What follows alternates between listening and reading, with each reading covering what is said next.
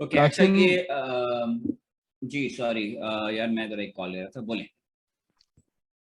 Sir आपने code open किया था उसमें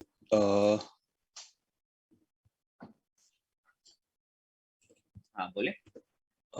सर वो कोड ओपन कर दें तो फिर उधर वो अपने कोड पहले शो कर रहे थे, उस पर कोई क्वेश्चन था। यूनियन के अंदर। हाँ जी, अभी आप शो कर रहे थे कोड यूनियन का क्लियर है वो, यानी कि वो डिफरेंट टाइप्स जो है ना वो साइन की जा सकती हैं सेम वेरिएबल्स को। बिल्कुल हाँ, तो क्या तो क्वेश्चन था। वो एक लाइन नंबर 6 थी, लेकिन चले अभी वो चली गई है, दोबारा अगर आई तो फिर मैं आपसे पूछता हूँ वापस। अभी जेन से निकल गया। सर वो भाई पूछ रहे हैं कि हाँ। ये इफ के अंदर डबल इक्वल और ट्रिपल इक्वल में क्या फर्क होता है। ओहो यार, ये तो बेसिक जावास्क्रिप्ट का इशू है यार। भाईजान जावास्क्रिप्ट आप लोग पढ़ लें, ठीक है। बहुत ही इंपॉर्टेंट है। डबल इक्वल्स टू और ट्रिपल इक्वल्स टू में फर्क ये होता है, उसके अंदर आपका जो ट्रू है ना, ट्रू एक्चुअल जावास्क्रिप्ट के अंदर क्या है कि आप जीरो और वन भी जो है वो एज अ बुलियन चलता है, ठीक है। उसके अलावा भी बहुत सारी वैल्यूज हैं जिसके अंदर वो बुलियन चल जाता है। दैट मीन्स कि अगर वेरिएबल में कोई वैल्यू है तब भी चल जाएगा, ठीक है ना। तो ट्रिपल इक्वल्स टू जब आप लगाते हैं तो उसमें आप बताते हैं उसको कि भाई ट्रू और फॉल्स हो तभी जो है वो, जब आपकी ये कंडीशन जो है वो बुलियन रिटर्न करे, ट्रू या फॉल्स, तभी वो चले, ठीक है। तो ये है triple equals to. Double equals में डबल इक्वल्स टू में आप कुछ भी चला सकते हैं, ठीक है। डबल इक्वल्स टू का मतलब है आप कंपेरिजन तो कर रहे हैं लेकिन ट्रू फॉल्स जरूरी नहीं है। जावा स्क्रिप्ट जिसको ट्रू समझता है वो बहुत सारी वैल्यू है, अनडिफाइंड होगा तो फॉल्स हो जाएगा, ठीक है ना। उसके अलावा अगर उसमें कोई वैल्यू पड़ी हुई है तो ट्रू हो जाएगा। तो ये बहुत सारी चीजें हैं उसमें। तो देन अगेन मैं आपको बता रहा हूँ कि जावा स्क्रिप्ट को बड़ी अच्छी तरह से पढ़ लें। उसकी बेसिक्स ऑलरेडी हमने क्लास में कवर करवाई हैं, मतलब हेड टेस्ट में बहुत ज़्यादा चीज़ें कवर करवाई हैं। अगर आप लोगों को इसके अंदर कोई और मसला है हम और हेल्प डेस्क करवा देंगे। लेकिन अगर आपने यहाँ जावा स्क्रिप्ट की प्रैक्टिस नहीं की और जावा स्क्रिप्ट के जो बेसिक कॉन्सेप्ट्स हैं वो आपको नहीं समझ में आए, तो मेरे भाई आप लोग बहुत ज़्यादा स्ट्रगल करेंगे, क्योंकि आगे जो चीज़ें हैं वो हम बिल्कुल फ्लाइंग उस पर जा रहे हैं, ठीक है। और अभी तो आप लोग जो है वो मेटा और इसकी भी बातें कर रहे हैं, तो दैट मीन्स के फिर आपको तो और भी रॉकेट इंजन लगाना पड़ेगा अपने अंदर, ठीक है जी। तो मैं जो आपको जेट इंजन की बात कर रहा हूँ, आप कहते हैं कि जी नहीं रॉकेट इंजन लगाना है और हमें और बहुत तेजी से जाना है, तो उस तेजी को पकड़ने के लिए आपको जावा स्क्रिप्ट की बेसिक्स जो है ना वो सारी पता होनी चाहिए, HTML की बेसिक्स पता होनी चाहिए, CSS की बेसिक्स जो है वो बहुत अच्छी तरह से पता होनी चाहिए, और गिट की बेसिक्स आपको बहुत अच्छी तरह से पता होनी चाहिए। ये चार चीजें अगर आपको नहीं पता मेरे भाई तो आप कभी भी अच्छे डेवलपर नहीं बन सकेंगे, ये लिख के लेना मुझसे आपको, ठीक है। और अगर आप प्रैक्टिस नहीं करेंगे तो आपको ये चारों चीजें कुछ समझ नहीं आएंगी। चाहे आप जितनी जितनी बुक पढ़ लें, जितने लेक्चर्स ले लें, आप जितनी डिग्रियां की डिग्रियों कर डिग्रियां डिग्रियां तो छोड़ दें, आप कोर्सेज के कोर्सेज कर लें, सारे दुनिया जहां के कोर्सेज कर लें, अगर आप प्रैक्टिस नहीं करेंगे तो आपको ये कोई चीज समझ में नहीं आएगी। मैं आपको गारंटी देता हूँ, ठीक है जी। चले आ जाए। अब मिसाल के तौर पे हम एक लेते हैं फंक्शन। मैं ये नैरोइंग का सिर्फ जो है वो एक कॉन्सेप्ट इंपॉर्टेंट है, इससे मैं सिर्फ बता देता हूँ आपको, ठीक है जी। यहाँ पे हम क्या कहते हैं जी, हम लेते हैं लेफ्ट नंबर और राइट, ये भी नंबर है, ठीक है जी। ये तो एक नॉर्मल टाइप हो गई। हम कहते हैं जी लेफ्ट में नंबर। अब मैं अगर यूनियन बनाना चाहूँ तो क्या करूँगा, नंबर और स्ट्रिंग आ जाएगा इसमें, ठीक है जी। ठीक है, ओके। और यहाँ पे मैं क्या करूँगा कि मैं रिटर्न करवा रहा हूँ लेफ्ट प्लस राइट, ठीक है जी। अब देखिए यहाँ पे क्या क्या कह रहा है, एरर आ रहा है आपके पास। ये मैं देखता हूँ इसको, ठीक है जी। और मैं इस फंक्शन को कॉल कर रहा हूँ कंसोल डॉट लॉग एड, और इसमें मैं कह रहा हूँ जनाब A plus B, A and B, ठीक है जी। इसका एक और मैं बना देता हूँ, ओ सॉरी 20 + 30, एक और बना देता हूँ 30, ठीक है जी। और ये मैंने दोनों बना दिए। अब यहाँ पे देखिए क्या एरर आता है मेरे पास कि भाई operator can not be applied to type string number. अब देखिए ये खुद ही जो है ये क्या कह रहा है कि इस टाइप का, इस टाइप, ये टाइप जो है स्ट्रिंग और नंबर उसमें प्लस नहीं हो सकता, ठीक है। तो ये यूनियन टाइप में उसने बता दिया कि ये नहीं चल सकता। अच्छा ये क्यों बोल रहा है कि ये नहीं चल सकता ऑपरेटर प्लस, हालांकि ऑपरेटर प्लस जो है वो एक्चुअल में तो दोनों में अवेलेबल है, ठीक है। अगर मैं इसको नंबर कर दूंगा तो ये एरर खत्म हो जाएगा। चलें जी, मैं इसको खत्म कर देता हूँ, ये देखो, ठीक है। लेकिन एरर कहाँ आ रहा है मेरे पास अब, ठीक है। तो टाइप स्क्रिप्ट एक्चुअली क्या करता है कि आपको गलत कोड लिखने नहीं देता, तो ये बड़ा फायदा है, ठीक है।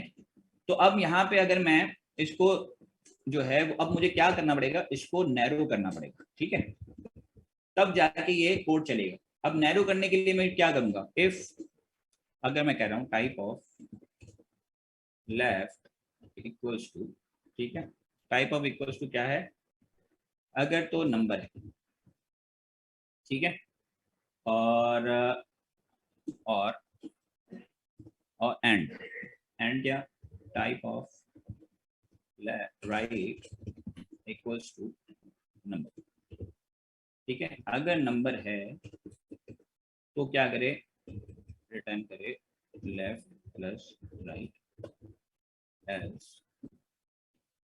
अब ये जो मैं काम कर रहा हूँ ना, ये क्या कर रहा हूँ, ये मैं कर रहा हूँ नैरोइंग डाउन, ये मैंने नैरो डाउन कर दिया इसको, ठीक है जी। और मैं कह रहा हूँ रिटर्न, ठीक है। ये क्या किया मैंने, ये मैंने इसको नैरो कर दिया।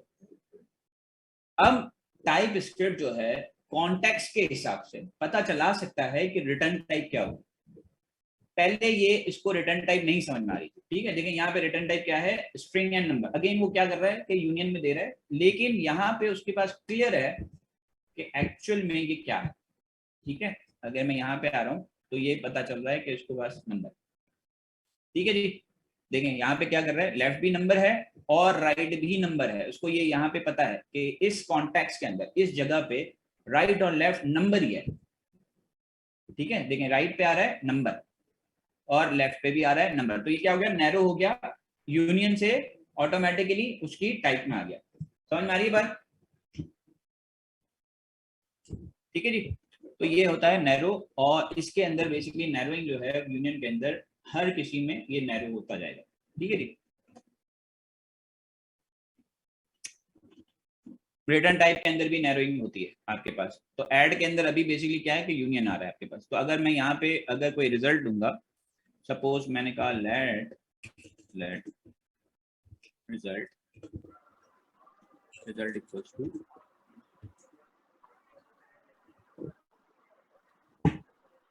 सॉरी कोई कुछ बोल रहा है,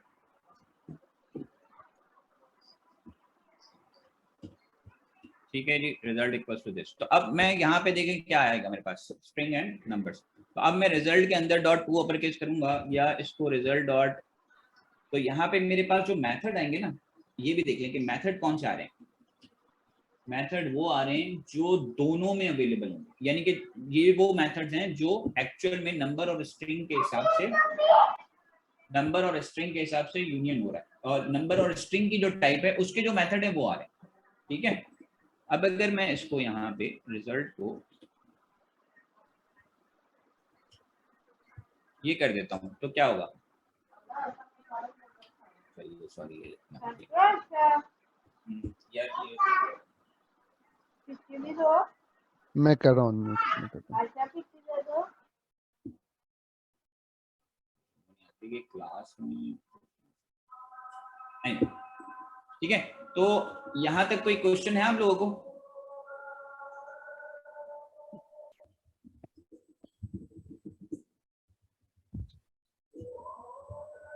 नो सर।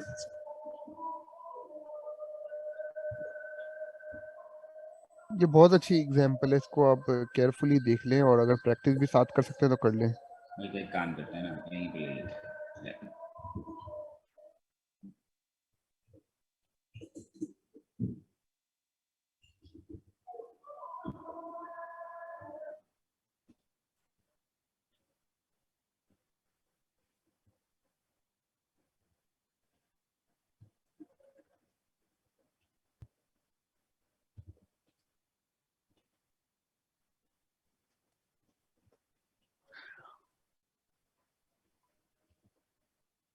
अब मैंने कुछ चेंज किया, ठीक है।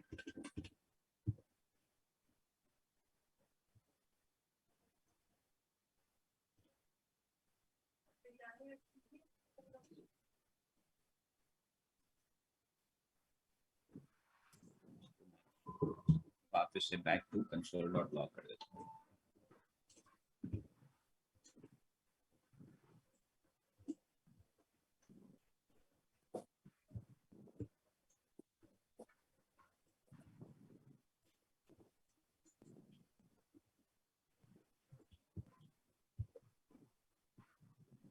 अच्छा, अब जो मैंने किया है उसमें देखें ऐड में जो है वो क्या जा रहा है, नंबर जा रहा है और अनडिफाइंड। जो एक्चुअल में जो वैल्यू जा रही है वो क्या जा रही है, नंबर और अनडिफाइंड। वो क्यों जा रहा है वो भी मैं बताता हूँ, क्योंकि रिजल्ट पर मैंने जो है वो रिटर्न नहीं किया, सॉरी। अब देखिए क्या हो रहा है, इस फंक्शन में से दो ही चीजें जाएंगी, ठीक है, या तो स्ट्रिंग जाएगा या नंबर जाएगा। अब यहाँ पे भी इसमें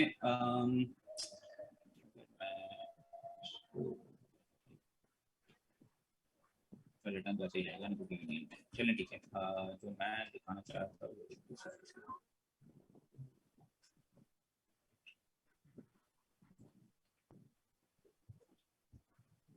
यहाँ पे मैं इसको अब रन करके दिखा देता हूँ।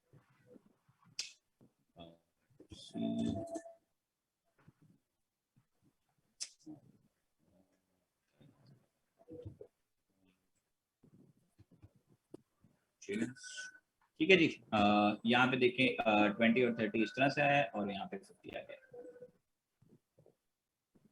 ठीक है जी,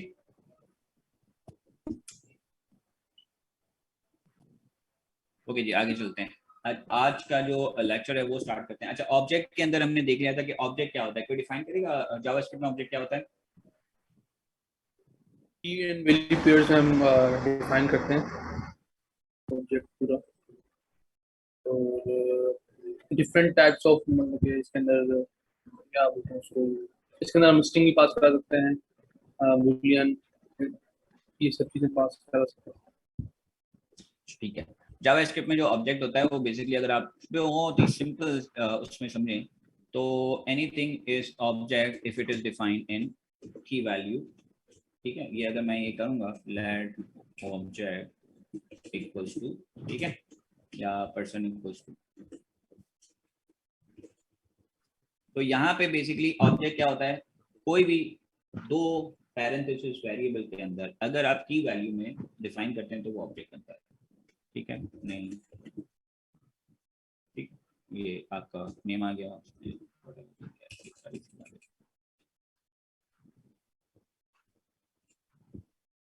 ठीक है, ये आपका ऑब्जेक्ट बनेगा। क्लियर है, ये ऑब्जेक्ट है आपका। और ऑब्जेक्ट के अंदर बेसिकली जो उसकी टाइप होगी पर्सन की, वो क्या होगी, ऑब्जेक्ट है। ऑब्जेक्ट के अंदर भी यूनियंस होते हैं, ऑब्जेक्ट के अंदर आप टाइप डिफाइन कर सकते हैं, ऑब्जेक्ट के अंदर आप अपनी टाइप भी डिफाइन कर सकते हैं। ये सारी चीजें हमने जो है वो लास्ट क्लास में कवर अप की थी। ठीक है जी, आगे चलते हैं। अच्छा, अब आज का जो चैप्टर है वो है फंक्शन। हमने ऑब्जेक्ट कवर किया, उसके बाद हम अब आ रहे हैं फंक्शन के ऊपर।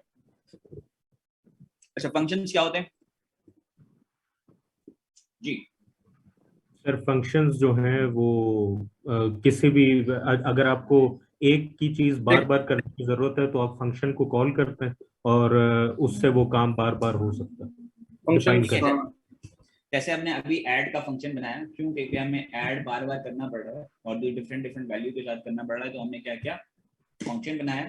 ठीक है, फंक्शन के अंदर हमने एक लॉजिक लिखी, उसको हमें बार बार यूज करना है, तो उसकी जो फंक्शन है उसके अंदर बेसिकली क्या हो रहा है कि एक पैरामीटर जा रहा है और उसके बाद बाकी चीजें जा रही है। ठीक है, अच्छा, अब एज फंक्शन अगर मैं ये फंक्शन डिफाइन करूँ, जैसे मैंने ऐड का है या सिंग का है, अब यहाँ पे इस जो फंक्शन के साथ प्रॉब्लम क्या है टाइप स्क्रिप्ट के लिए, इस पैरामीटर के अंदर वो इस कॉन्टेक्स्ट में उसको पता नहीं है कि इस सॉन्ग में क्या आएगा।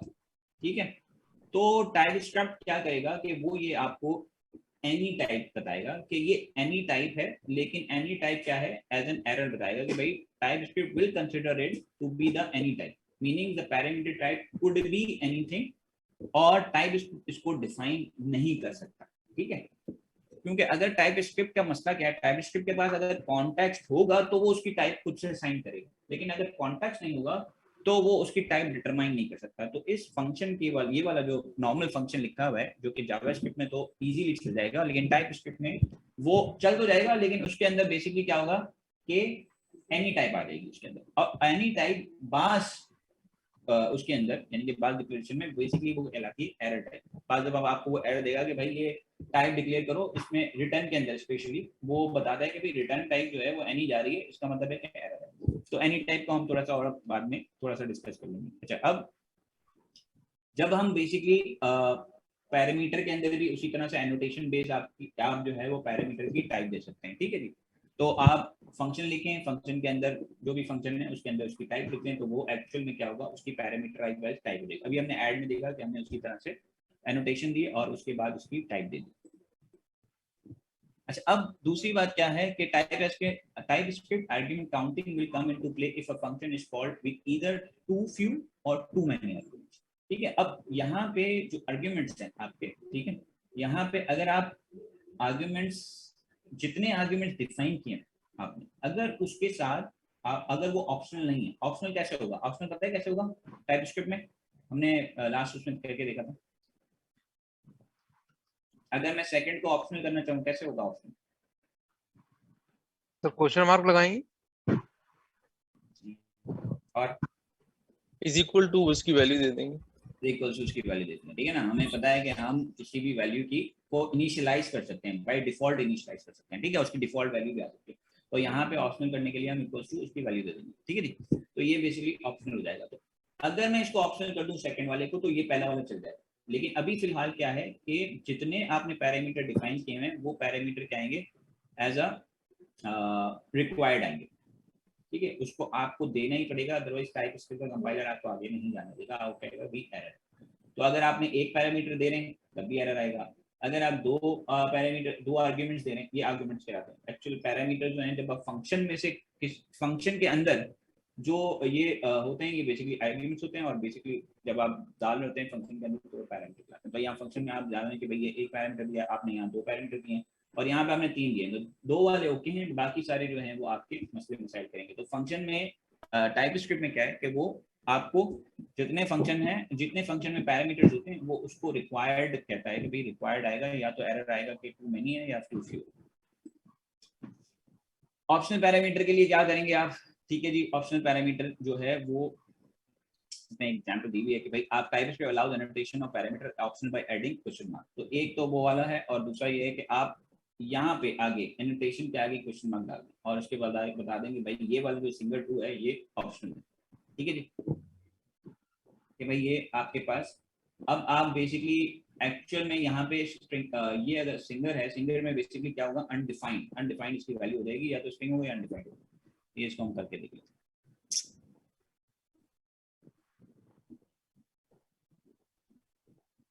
अच्छा यार, इस क्लास में हमारे पास कितने लाइन मैनेजर्स हैं? जी सर, अब्दुल मुइस। मुझे याद है। अच्छा, ये लास्ट हारून है क्लास में? जी जी, मैं मौजूद हूँ सर। अच्छा हारून भाई, जो लास्ट हेल्प डेस्क हुई थी, मैं उसमें ज्वाइन हुआ था कि 30-35 लोग थे, तो कैसे किया था वो? उसमें ये था कि स्टार्टिंग का जो है ना, हमने जो टाइप स्क्रिप्ट जो हमारे जो लास्ट क्लासेस कुछ हुई थी, तो उसी के हवाले से जो है ना वो चीज़ों को लेके जो है ना वो चले। तो अभी तक तो सही रहा है, लेकिन इंशाल्लाह जो नेक्स्ट जो हेल्प डेस्क इंशाल्लाह होंगे उसमें कुछ मजीद एडवांस जो है ना वो प्रैक्टिकल एग्जाम्पल कराने की कोशिश करेंगे। क्योंकि अभी ये था कि जो लास्ट कुछ क्लासेस हुई हैं ऑनलाइन पे और ऑन साइट पे, तो वो लोगों को यही इशू आ रहा था कि उनकी इन्वायरमेंट किसी की क्रिएट नहीं हो रही है, बेसिक प्रोग्राम रन नहीं हो रहे, तो वो उसको टैकल करने की कोशिश की गई है विंडोज और लिनक्स बेस्ड दोनों एनवायरनमेंट के ऊपर। और फिर इसके अलावा वेरिएबल्स वगैरह ये सारी चीज़ें जो है उनको कर दी थी। और रिकॉर्डेड लेक्चर में इंशाल्लाह अवेलेबल कर देंगे वो भी, ताकि जो अटेंड नहीं कर सके उनको भी मिल जाए। लेकिन एक ये थोड़ा सा जो ना डिस्करेजिंग था कि मतलब जो कंबाइन हेल्प डेस्क था तमाम बैचेस का, तो वो अराउंड जो है ना वो 2000 स्टूडेंट है, लेकिन ज्वाइन जो जितने उन्होंने किया तो वो बहुत डिस्करेजिंग था। क्योंकि जो है ना अच्छा टाइम दे दिया गया था अनाउंसमेंट के बाद कि ये होगा हेल्प डेस्क। तो ये थोड़ा सा जो है ना इंटरेस्ट अगर स्टूडेंट लेंगे तो ज़्यादा अच्छा रहेगा, जो हेल्प डेस्क अरेंज कर रहे हैं उनके लिए भी और स्टूडेंट के लिए अपने लिए भी अच्छा रहेगा। चलें जी, ठीक है, ओके। अच्छा देखिए, अब इसमें अब हम कोशिश ये करेंगे जो टाइप स्क्रिप्ट की जो हेल्प डेस्क है वो हम थर्सडे, एवरी थर्सडे जो है वो हारून और मुसद्दिक जो हैं टीएज हमारे वो लेंगे। उसके अलावा लाइन मैनेजर्स भी आपकी टाइपस्क्रिप्ट की जो है वो हेल्प डेस्क लेंगे। तो हेल्प डेस्क बहुत सारी हो रही हैं। अगर आपको कोई भी इशू है, ठीक है, तो आप हफ्ते में किसी भी क्लास को ज्वाइन कर सकते हैं। थर्सडे वाली क्लास को भी आप ज्वाइन कर सकते हैं, ठीक है जी। और उसके अंदर ऑलरेडी हमारे जो टॉपिक्स हैं जो हम कवर करवा रहे हैं वही टॉपिक्स दोबारा से जो हैं वो कवर होंगे। तो मेक श्योर करें कि यार अगर आप लोग उसको उससे फायदा उठा लें तो अच्छी बात है।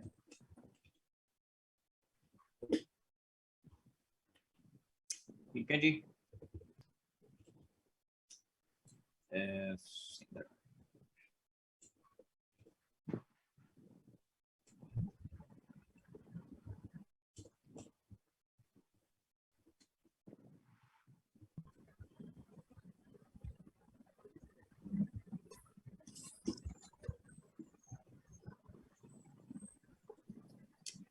ओके जी, अब मैं इस क्वेश्चन को ऑप्शनल कर देता हूँ, ठीक है जी। और इसके अंदर हम जो है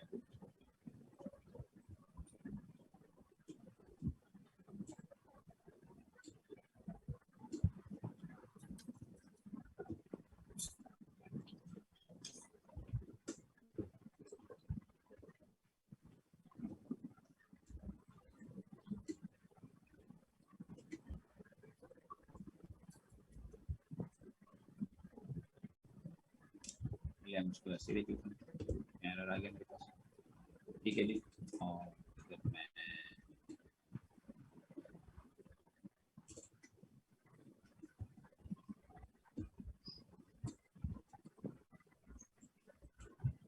सुंदर मेहदी हसन इंग्लिश में गाने गाया तो क्या होता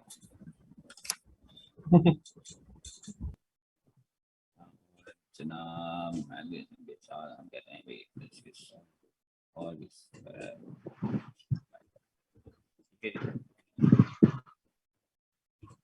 तो ठीक है जी, ये दोनों पे एरर आ चुका है हमारे पास और इसने कहा है कि भाई ये आपके पास ज़्यादा है, ठीक है।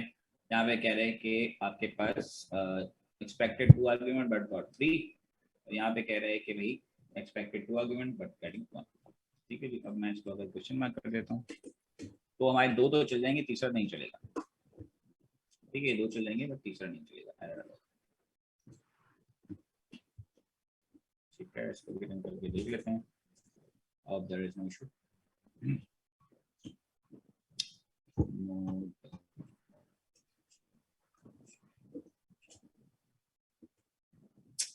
ठीक है जी, ये पहले में तो आपका ये सॉन्ग आ गया और दूसरे वाले में जो है वो सॉन्ग और आपके पास सिंगल गया।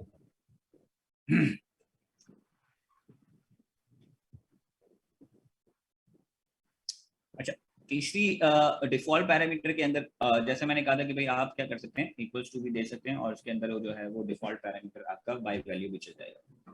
तो अगर आपको ये नहीं करना, आप इसके अंदर दे दें।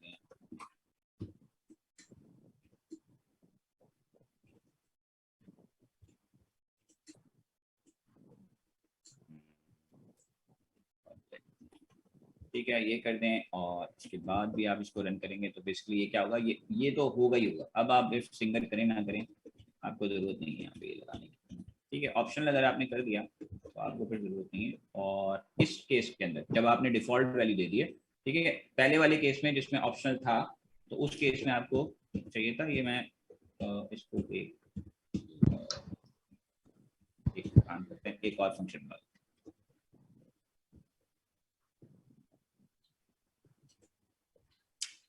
अंदर हम ये करते हैं इक्वल्स टू, और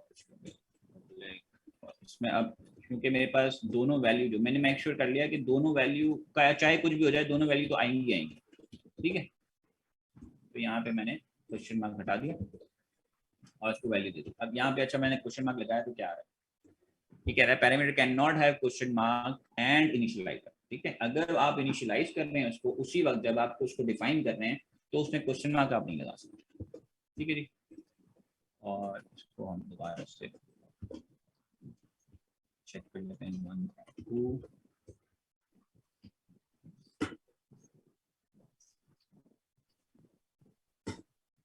ठीक है। सर फंक्शन नेम चेंज कर लो। हाँ चलें, वो चेंज है नाउन डिफॉल्ट पे। अच्छा यहाँ पे ओके सॉरी, गुड पॉइंट। अच्छा वो पहले में तो जो हमारा पब्लिक आना चाहिए था।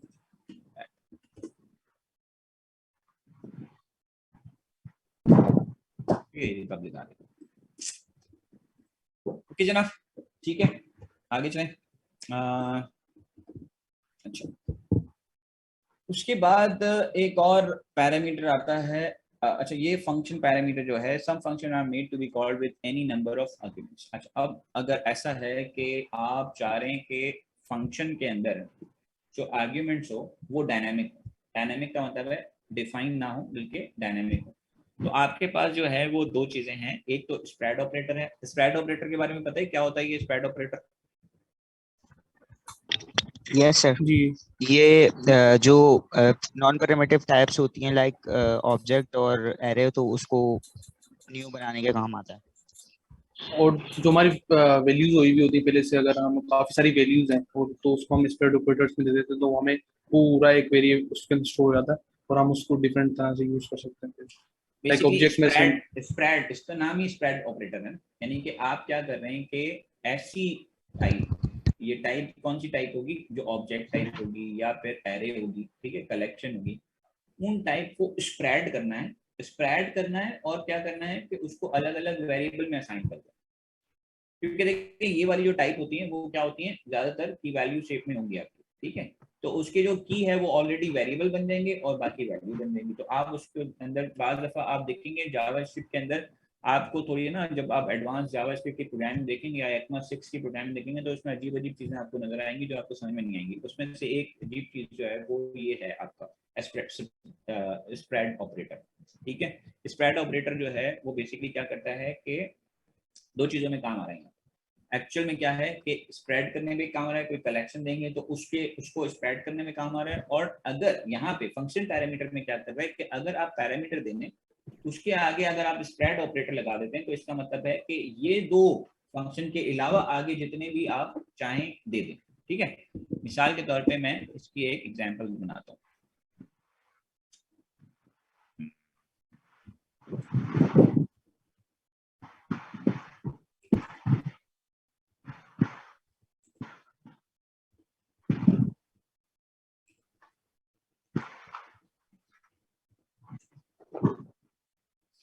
ठीक है जी, अब मैंने एक फंक्शन बनाया है ये वाला, और उसके अंदर मैंने कहा कि भाई इसमें जो है वो फर्स्ट आएगा स्ट्रिंग होगा, सेकंड आएगा स्ट्रिंग होगा, ठीक है जी। और उसके बाद जो है वो क्या करना है कि मुझे ये स्प्रेड ऑपरेटर लगा देना है। मिसाल के तौर पे जिस तरह से आपका सर ये टाइप हमें जो आप टाइप दे रहे हैं स्ट्रिंग, ये हमेशा देनी पड़ेगी वरना वो टाइप एनी एरर आएगा ही आएगा? नहीं फिर वो एनी ले लेगा ना टाइप, उसकी कुछ भी आएगा उसमें। अच्छा आप मतलब देखें, आप यहाँ पे टाइप स्क्रिप्ट के अंदर आपकी बेस्ट प्रैक्टिस ये है कि जब भी आप वेरिएबल डिफाइन करें तो उसकी टाइप डिफाइन करें। तो सर इसलिए फिर ये